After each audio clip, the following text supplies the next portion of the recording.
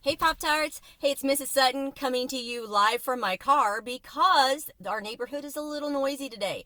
So, to get your full attention and for me to give my full attention to reading you Chapter 16 of I Survived the Attack of the Grizzlies 1967 as part of our Quarantine Read Aloud series, I needed a little extra quiet. So, I hope you enjoy it. Chapter 16.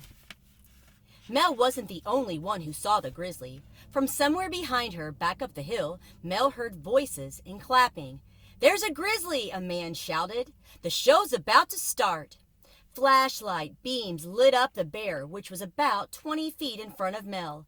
Its eyes glowed green in the lights, and those eyes were drilling right into Mel. She didn't move. She didn't breathe or blink. Stay calm. Stay calm. Stay calm. She just had to walk away, get back to the chalet, like she had the other night at the cabin. But something about this grizzly kept Mel's feet glued to the ground. It was coming toward her without making a sound. Its ears were pinned back. It was acting just like the sow that had attacked Steve, and Mel knew in her bones that this grizzly wasn't going to just let her back away. It saw her as a threat to its food. That ditch was right behind her. The air smelled of garbage mixed with fresh food.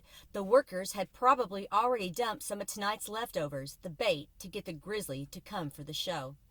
The cheers and whoops were getting louder. People obviously had no idea Mel was down there. Their flashlights were pointed at the bear. The beams danced around, stabbing at the grizzly's eyes. She had no doubts that the lights were making the grizzly even more furious. "Stop!" Mel wanted to scream, but she was afraid to make a sound. Her only hope was to drop down and play dead. She prayed the attack would be quick. She realized she had no pack strapped to her back, no thick hiking boots, nothing to protect her but her light t-shirt and shorts. She thought of the scar on Steve's leg. She only had seconds to decide what to do. Play dead, she told herself. But then she noticed a pine tree in front of a big bush. She knew that grizzlies could climb, but most didn't. Should she risk it? Before Mel knew what she was doing, she had kicked off her flip-flops and was sprinting toward the tree. The bear was just a few feet behind when Mel launched herself upward. She gripped a low branch, kicked her legs up, and swung them around. Too late. The grizzly was right there. With lightning speed, it rose up and swiped at Mel with its paw. Its claws stabbed into her thigh, ripping open her flesh. Mel gasped at the pain, but she managed to pull herself higher before the bear could knock her down with another swipe.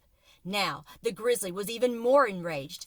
The frail tree shook as the grizzly pounded against it with its paws. Groar! Suddenly, a man shouted, "Wait! There's a girl in the tree!" The cheering and the clapping stopped. It became eerily silent. All Mel could hear was the bear's low, hissing breaths. A woman shouted, "We need to help her!" And then, crack, the branch snapped, and Mel fell into the darkness. Bum, bum, bum. Stay tuned for Chapter 17.